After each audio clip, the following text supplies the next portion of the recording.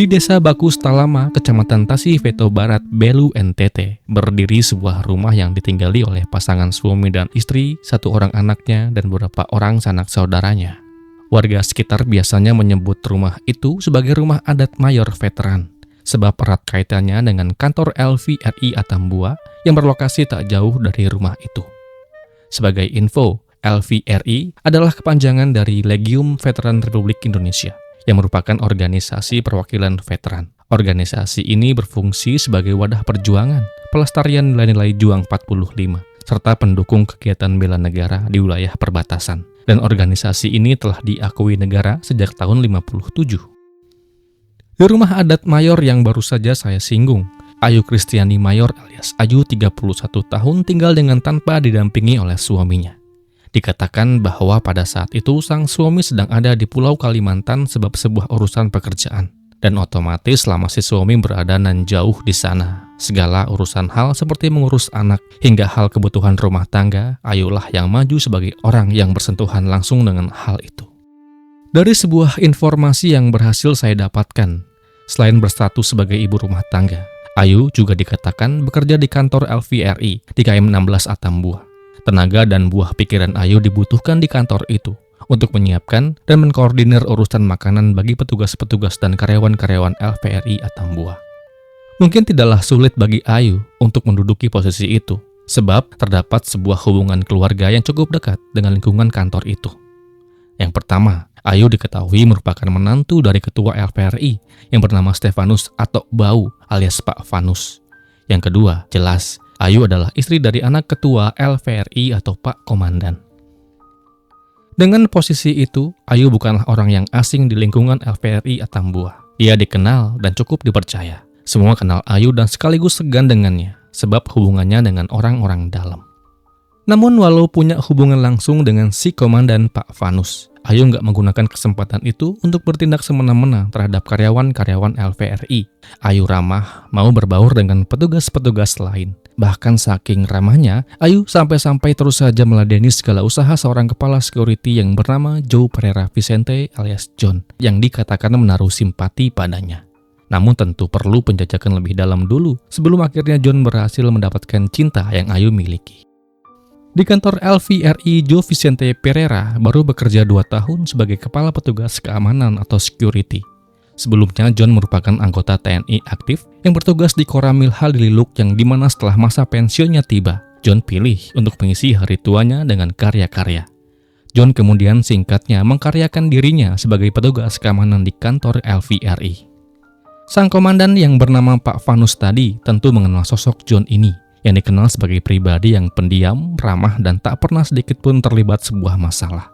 Juga hubungannya dengan petugas-petugas lain yang dikatakan akur-akur aja dan baik-baik saja. Joe Vicente Pereira telah menikah dengan seorang istri yang bernama Isabel da Silva dan telah dikaruniai 5 orang anak dan mereka tinggal di sebuah rumah sederhana di asrama Kodim Belu. Ayu tentu tahu bahwa John telah memiliki keluarga dan Ayu kenal dengan istrinya. Namun dikatakan oleh John dari keterangan Ayu, John katakan bahwa saat hubungan gelap itu sama-sama mereka jalani, Isabel sedang berada di luar negeri, tepatnya di Timor Leste. Hubungan yang mereka jalani tentu dilakoni dengan diam-diam. Ayu nggak mau jika sampai hubungan gelap itu diketahui oleh orang lain, siapapun orangnya. Sebab reputasinya sebagai menantu komandan menjadi taruhannya. Dan hukum adat serta denda yang jauh lebih membuat hidupnya susah, siap menantinya jika perselingkuhan itu sampai diketahui oleh orang lain. Lebih jauh dari akuan yang Ayu beberkan di muka persidangan, dalam hubungan itu John dan Ayu pernah beberapa kali melakukan hubungan badan di dalam hutan yang jauh dari jangkauan warga. Selain itu, Ayu juga menambahkan bahwa John pernah mengajak Ayu untuk meninggalkan saja sang suami dan ikut bersama dengannya ke luar negeri, tepatnya ke Timor Leste, dan menikah di sana. Tanggapan Ayu saat mendengar tawaran itu hanya diam dan gak begitu menanggapi rayuan Joe Vicente Pereira. Selain itu, selama menjalani perselingkuhan, John dikatakan cukup royal kepada Ayu. Beberapa kali John pernah memberikan uang ratusan ribu kepada Ayu setelah setiap kali mereka bertemu di kawasan hutan Baun. Pada Minggu 25 Juni 2017, Marius Octavianus Mesak alias Marius datang menghampiri Daniel Sharon alias Dunker 35 tahun yang sedang duduk di sekitar rumah adat veteran. Saat itu Dunker menanyakan kepada Marius apakah ia melihat Ayu keluar bersama John. Dari pembicaraan itu diketahui bahwa pada hari itu John gak masuk kerja di kantor veteran. Dunker kemudian menyampaikan kepada Marius bahwa ia menduga bahwa John punya hubungan spesial dengan Ayu. Mendengar hal itu, Marius lalu menyarankan agar Ayu dipanggil dan ditanyai langsung. Dunker menyatakan keberatan untuk bertanya langsung kepada Ayu, dikarenakan Dunker adalah saudara ipar dari Ayu. Singkatnya, akhirnya disepakati bahwa Marius lah yang akan lebih dulu menemui Ayu, sementara Dunker akan menyusul setelahnya. Masih di hari yang sama, tepat jam 4 sore, Marius kemudian menuju depan rumah adat dan memanggil Ayu yang pada saat itu ada dalam rumah. Ayu kemudian keluar dan berjalan bersama Marius ke arah jalan raya. Dunker lalu mengikuti mereka dari belakang hingga ketiganya kemudian bertemu di depan kios milik Pak Stefanus. Di lokasi itu, Dunker dan Marius meminta Ayu untuk bersikap jujur terkait hubungannya dengan John. Ayu tentu membantah tentang adanya sebuah hubungan khusus antara dirinya dan John.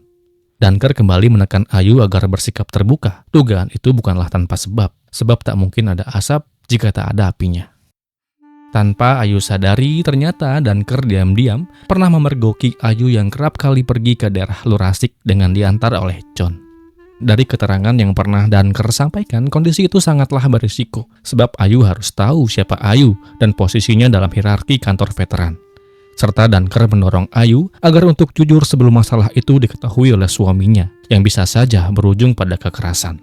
Tak tahan dengan dugaan-dugaan yang hampir semuanya adalah sebuah kebenaran.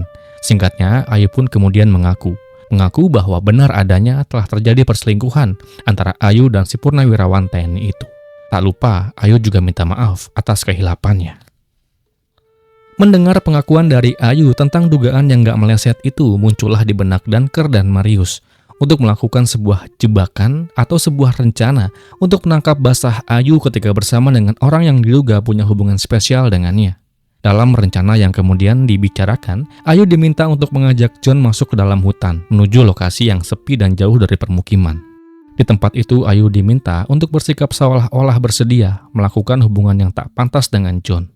Tujuan dari skenario ini bukan untuk melakukan kekerasan, namun untuk memancing situasi agar hubungan itu bisa dibuktikan secara langsung. Sementara Ayu dan John berada dalam hutan, Dunker dan Marius direncanakan akan bersembunyi di sekitar lokasi. Dari posisi itu, Dunker disebut akan mendokumentasikan kejadian itu. Nah, file-file inilah yang rencananya akan digunakan sebagai alat bukti dalam proses adat, yang pada saat itu dipahami sebagai langkah untuk mempermalukan dan memberikan sanksi kepada keduanya, bukan untuk melukai atau menghilangkan nyawa siapapun juga. Rencana itu lalu disepakati sebagai bagian dari upaya penangkapan basah. Singkatnya, Ayu bersedia, lalu ia tanyakan bagaimana cara dan di mana rencana itu akan dilakukan. Setelah melakukan banyak pertimbangan, akhirnya kawasan hutan Baunlah yang menjadi tempat sandiwara itu akan mereka lakukan. Dan untuk memantau lokasi demi kelancaran acara, Ayu dan Marius berboncengan menggunakan sepeda motor Honda Revo menuju hutan Baun. Sementara itu, John yang tak sadar bahwa di sore itu John baru saja menerima pesan yang berisi sebuah ajakan untuk bertemu dengan Ayu di hutan Baun yang sepi itu. Kebetulan di sore itu John yang royal juga berencana akan memberikan uang Rp500.000 dan sebuah jam tangan kepada pacar gelapnya itu. Sebelum melakukan aksi penjebakan yang akan mereka lakukan demi terciptanya keadilan dari hukum adat ini, Dunker dan Marius sempat mengabari Pak Komandan akan rencana ini, serta ia juga beberkan perselingkuhan yang telah Ayu dan John lakukan. Pak Vanus yang menerima kabar itu sempat kaget dan meminta agar tak ada aksi kekerasan selama proses itu terjadi. Setelah mantap dengan rencana dan posisi mereka masing-masing, berangkatlah Dunker, Marius, dan satu orang temannya yang bernama Herman Berek menuju hutan Baun dengan menumpang mobil pickup milik Johannes yang sedianya akan berangkat membawa barang dengan melintasi lokasi yang mereka tuju. Sesampainya di lokasi pada pukul 6 sore, kemudian ketiganya bersembunyi di balik pepohonan yang besar sembari menunggu kedatangan Ayu dan John. Sementara itu di lain sisi, Ayu dan John yang telah bertemu di waktu yang hampir bersamaan. Melajulah mereka berdua di atas sepeda motor Honda Supra X125 milik John ke lokasi yang telah menjadi rencana mereka. Di sebuah tempat yang telah ditentukan, John kemudian menghentikan laju sepeda motornya dan keduanya pun segera turun. Di tempat yang sepi dan rimbun serta damai itu, perbincangan normal kemudian terjadi. Sesuai dengan rencananya, kala itu John memberikan sebuah jam tangan dan uang sebesar Rp500.000 kepada Ayu. Barang-barang itu kemudian Ayu ambil singkatnya Dan lalu adegan yang tak pantas itu kemudian terjadi di tengah gelapnya malam yang mulai bergelayut di langit Belu. Singkatnya, setelah tuntas melakukannya, dikatakan bahwa pada saat itu John tiba-tiba panik ketika ia melihat seseorang muncul dari balik pohon yang besar.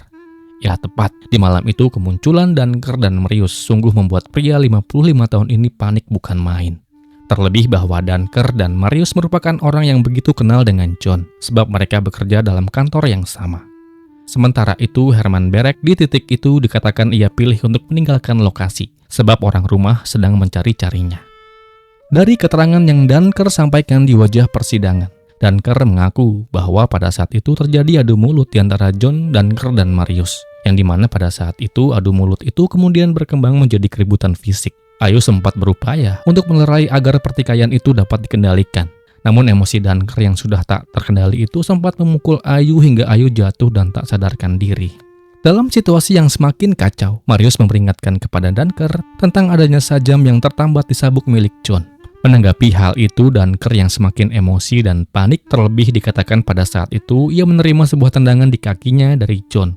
Lalu dengan spontan ia ambil sajam yang ia bawa dan ia arahkan sajam miliknya itu ke perut John 1 kali. Melihat John jatuh tersungkur, alih-alih menolong, malah Marius melakukan hal yang sama kepada John berkali-kali dan berkali-kali. Akibat serangan sajam itu, John mengalami luka parah dan mengeluarkan banyak sekali cairan merah. John yang masih dalam keadaan bernafas sempat minta tolong agar dirinya dibawa ke rumah sakit, sebab tak kuasalah ia menahan betapa serangan itu membuatnya kesakitan. Namun sayangnya pada saat itu perhatian Dunker dan Marius teralihkan untuk mengurus Ayu yang pingsan di tempat kejadian. Ayu kemudian diangkat dan dibawa ke pinggir jalan. Setelah berhasil membawa Ayu ke tempat yang lebih aman, ketiganya kemudian pergi menuju rumah adat dengan menaiki mobil milik rekan mereka. Sementara itu si purnawirawan Joe Vicente Pereira hanya bisa terdiam saat orang-orang itu pergi meninggalkannya dalam gelap. Dan di dalam gelap yang sepi itu, Joe Vicente Pereira akhirnya dipanggil Tuhan yang Maha Kuasa. Saya ucapkan duka yang mendalam. Terungkapnya perkara ini diawali dengan ditemukannya tubuh John di hutan Baun pada Senin 26 Juni 2017 jam 9 pagi oleh si pencari kayu yang bernama Sepnat Tiau. Saat melintas di lokasi kejadian dari jarak 20 meter, Sepnat kala itu melihat sebuah sepeda motor terparkir di bawah sebuah pohon yang besar. Karena ia kira tak ada hal yang mencurigakan, Sepnat lalu melanjutkan perjalanannya masuk ke dalam hutan. Di jam 1 siang selepas selesai mengambil kayu-kayunya, Sepnat kembali melewati jalur yang sama dan melihat sepeda motor itu masih ada di tempat semula. Ia kemudian berteriak memanggil pemilik motornya, namun tak ada jawaban. Penasaran, ia lalu menilik lebih dekat ke arah sepeda motor itu dan betapa kaget ia ketika ia baru saja melihat sebuah pakaian yang ada di tanah dan seorang pria dengan posisi terbaring dan tak bergerak di dekat pakaian itu. Tak mau berlama, Sepnat kemudian berjalan menuju jalan raya untuk mencari ojek dan melaporkan hal itu kepada Polsek Tasifeto Barat. Di jalan kebetulan, ia bertemu dengan seorang anggota Polsek Tasifeto Barat yang bernama Ernesto da Costa Miguel. Sepnat kemudian mengajak petugas itu kembali ke lokasi hutan Baun. Setibanya mereka di lokasi, barulah Sepnat dan si petugas melihat adanya bercak cairan merah di sekitar sepeda motor dan korban dalam keadaan tak bernyawa tentunya. Di lokasi juga ditemukan helm putih, botol air mineral, dan sendal jepit warna hitam. Selepas kejahatannya menghilangkan nyawa John, Dunker kala itu sempat memberitahu masalah itu kepada Pak Komandan Pak Vanus. Dan betapa si komandan kaget dibuatnya setelah tahu bahwa Dunker telah melakukan penghilangan nyawa kepada John. Sejauh sepengetahuan Pak Vanus, rencananya adalah hanya menjebak John saja. Ia sangat menyayangkan mengapa harus terjadi peristiwa yang mengerikan itu. Singkatnya, setelah adanya kejadian itu, Pak Vanus segera melaporkan hal itu kepada pihak yang berwajib. Dan singkatnya, Ayu Kristiani Mayor kemudian diamankan. Menyusul Dunker 1 hari kemudian menyerahkan dirinya kepada pihak yang berwajib, serta Herman Berek ikut pula diamankan, sementara Marius berstatus DPO. Setelah menjalani proses panjang pemeriksaan singkatnya ketiganya, Ayu Kristiani Mayor, Daniel Seran alias Dunker, dan Herman Berek kemudian ditetapkan menjadi tersangka, dan mereka dijerat dengan pasal penghilangan nyawa secara berencana. Di dalam persidangan yang kemudian diadakan di Pengadilan Negeri Atambua, melalui majelis hakimnya, kemudian menjatuhkan vonis kepada Daniel Seran alias Dunker dengan hukuman 20 tahun penjara. Ayu Kristiani Mayor diganjar dengan hukuman 17 tahun penjara dan Herman Berek diganjar dengan hukuman 11 tahun penjara. Di dalam upaya hukum yang dilakukan di Pengadilan Tinggi Kupang, vonis untuk Dankar kemudian berubah menjadi 9 tahun, sementara Ayu dan Herman divonis bebas. Tapi tunggu dulu, di tingkat kasasi, vonis mereka kembali kepada keputusan Majelis Hakim Pengadilan Negeri Atambua. Putusan vonis Dankar kembali menjadi 20 tahun penjara, Ayu menjadi 17 tahun penjara, dan Herman menjadi 9 tahun penjara. Vonis tak berubah hingga ke tingkat PK. Demikianlah kisah ini, semoga akan terus ada pelajaran yang bisa kita ambil dari kisah ini. Dan kisah ini pun berakhir.